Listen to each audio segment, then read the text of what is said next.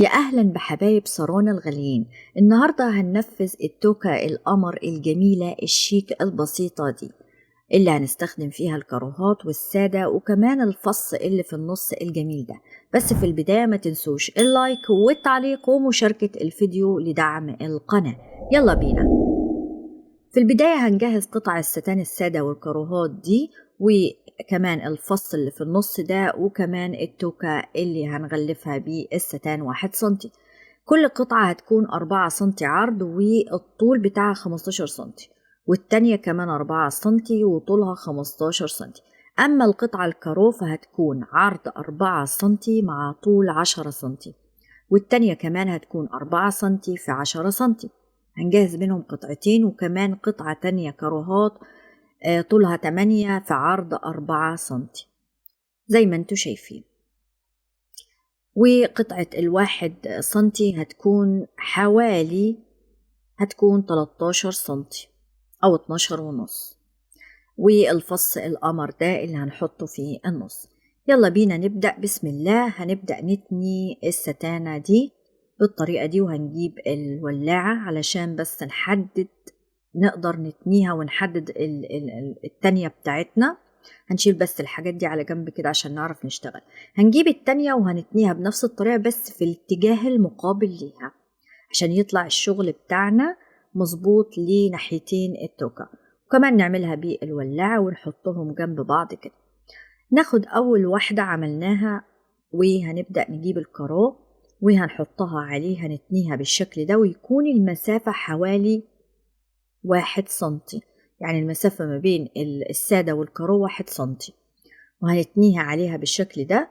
وطبعا لازم نثبتها علشان نبدأ نعمل الخطوة اللي بعد كده. بعد كده هنجيب القطعة السادة هنتنيها عليها بالشكل ده، وتكون كمان المسافة ما بين الكارو والقطعة السادة حوالي 1 سنتي بالظبط، ونبدأ نثبت. ركزوا بس في التفاصيل، الموديل سهل وبسيط.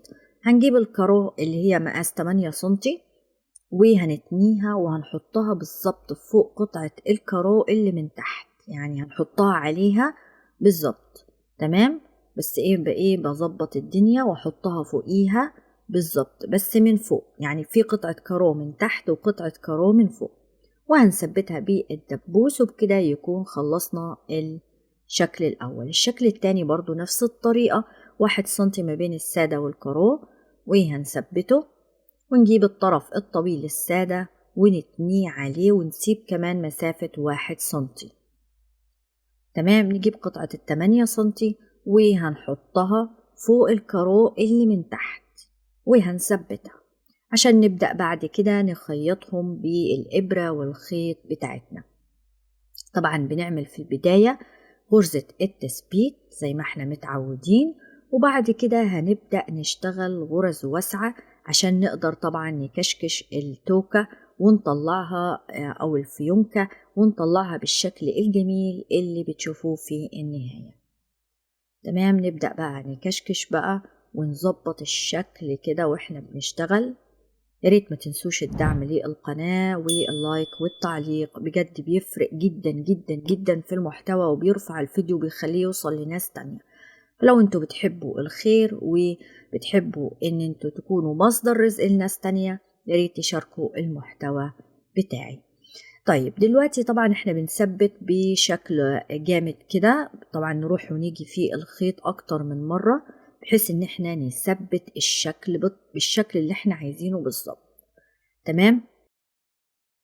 بعد كده نقص بقى ونبدأ نظبط الشكل بتاعنا. ناخد القطعة التانية ونفس الطريقة اللي عملناها في القطعة الأولى نثبت، وبعد كده نبدأ نشتغل غرز واسعة علشان نبدأ نشكل شكل التوكة بتاعتنا.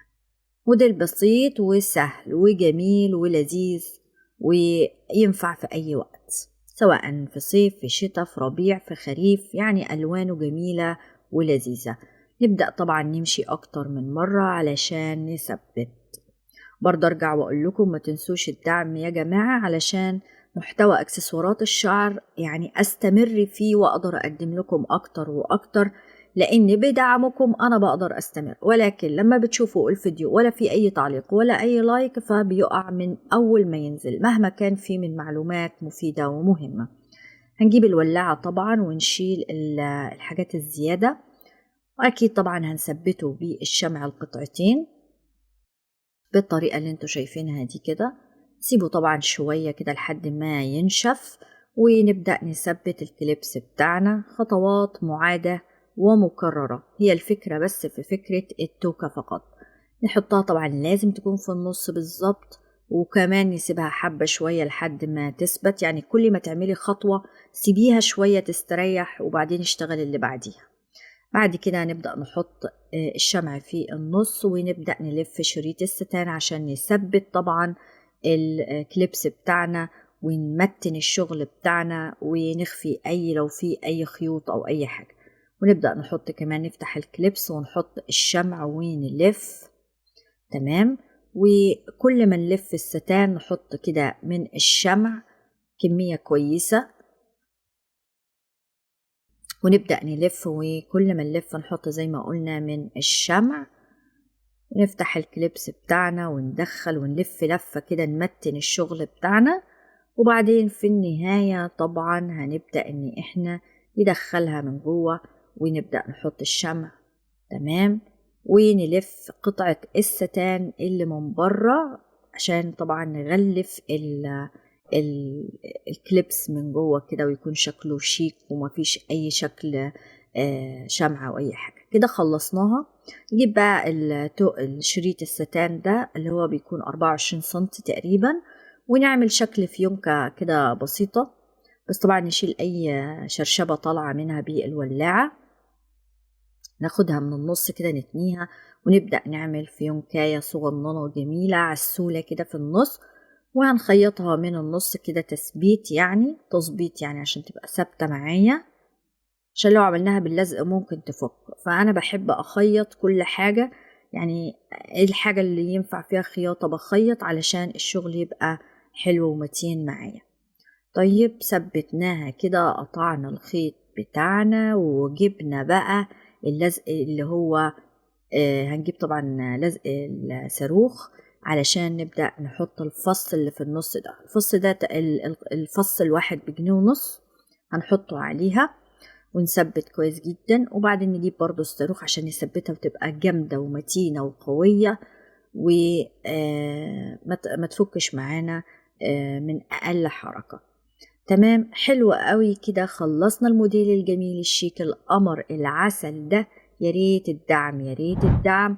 ولو عجبكم الموديل اكتبوا لي في التعليقات، ولو في اي موديلات تانية انتوا حابين ان انا اعملها ليكم يا ريت تكتبوا لي في التعليقات وتدعموا المحتوى عشان يوصل لاكبر عدد من الناس، وعشان اتشجع ان انا اديكم اكتر واكتر واستمر معاكم.